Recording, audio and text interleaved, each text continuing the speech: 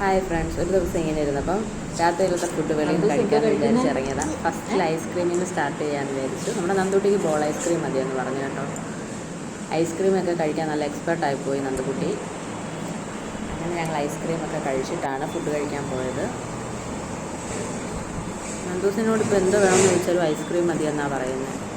ഐസ്ക്രീമൊക്കെ കഴിച്ചിട്ട് ഞങ്ങൾ malice food court, നമ്മുടെ പത്തനാപുരത്തു നിന്ന് കൊട്ടാരക്കരയ്ക്ക് പോകുന്ന റൂട്ടിൽ 3ാമത്തെ സ്റ്റോപ്പ് കയറിയേ. സൂപ്പർ ഫുഡാണ്.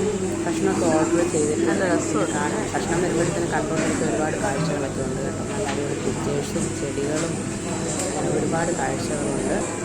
ബോറൊന്നും അടിക്കത്തില്ല കേട്ടോ. അടിപൊളി ചെടികളും കാര്യങ്ങളൊക്കെ അതൊക്കെ നോക്കി വായിക്കുമ്പോൾ നിന്നപ്പോഴത്തേക്ക് നമ്മുടെ ഫുഡ് കൊണ്ടുവരുന്നു. നല്ല അടിപൊളി വാഴയിലേക്കാണ് തന്നിട്ടുണ്ട്. ഒരു ചിക്കൻ ഫ്രൈ ഓർഡർ ചെയ്തു, ഓർഡർ ചെയ്തോളൂ കേട്ടോ. പിന്നെ ചിക്കൻ കറിയൊക്കെയാണ് ഓർഡർ ചെയ്തത്. ചിക്കനും ബീഫും ഹസ്ബൻഡ് കഴിക്കുന്നത് കുറച്ചേക്കുമാണ്.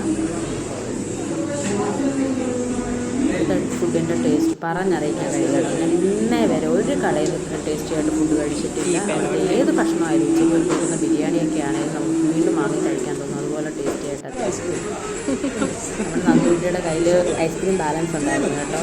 ഒരു മാമൻ വന്ന് ഐസ്ക്രീം ചോദിച്ചതാണ്. അവളോടാണെന്ന് പോലും ഇല്ലാത്ത രീതിയിൽ നമ്മൾ കേൾക്കാത്ത രീതിയിൽ തിരിഞ്ഞേക്കും. എല്ലാം ഐസ്ക്രീം കൊടുക്കുമെന്ന് മാമന് എക്സ്പ്രഷനൊക്കെ കണ്ടിട്ട് മാമനൊക്കെ മിസ്സായിരുന്നേ.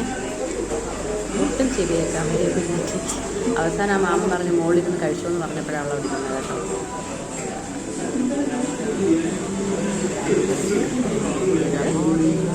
കഴിച്ചു. ചുമ്മാ പറഞ്ഞതല്ല, ഇത്രയും ടേസ്റ്റായിട്ട് ഒരു കടയിൽ കഴിച്ചിട്ടില്ല. പത്തനാപുരത്തു നിന്ന് വിടവൂര് അവിടെ നിന്നാണ് എല്ലാ ഭക്ഷണവും എന്തും ഇവിടെ കൊടുക്കുന്ന എന്തും നല്ല ടേസ്റ്റ്. നല്ല വാഴയിലേക്കകത്തൊക്കെ ഈ ചായക്ക് പോലും പ്രത്യേക രുചിയാണ്. അടിപൊളിയാണ്.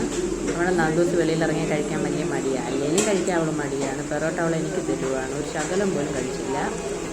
അങ്ങനെ ഫുഡൊക്കെ കഴിച്ച് അന്ന് അടിച്ച് പൊളിച്ചിട്ട് ഞങ്ങൾ തിരിച്ചു വീട്ടിൽ പോയത്.